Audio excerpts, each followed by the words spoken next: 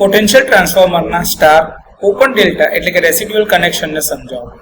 તો કે આ પ્રકારના કનેક્શનમાં જે તમારી પ્રાઇમરી વાઇન્ડિંગ હોય છે એ સ્ટાર કનેક્શનમાં જોડાયેલો હોય છે અને એનું ન્યુટ્રલ પોઈન્ટ જે છે એ સોલિડલી અર્થ કરેલું હોય છે, જે તમને આકૃતિમાં જોઈ શકાય છે.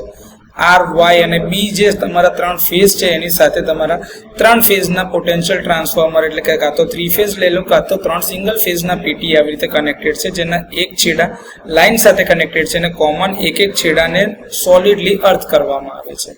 જ્યારે સેકન્ડરી વાઇન્ડિંગ જે છે સિરીઝમાં એકબીજા સાથે જોડાયેલા છે અને રિલેની કોઇલ સાથે જોડવામાં આવે છે અને કોમન પોઈન્ટને ત્યાંથી અર્થ કરવામાં આવે છે. તો આ રીતે તમારું અર્થ પોઈન્ટ પણ આપવામાં આવે છે. એટલે એને સ્ટાર ઓપન ડેલ્ટા પ્રકારનું કનેક્શન કહે છે, જેમાં એક એમનો છેડો જે છે એ તમારા રિલેની કોઇલ સાથે કનેક્ટેડ છે.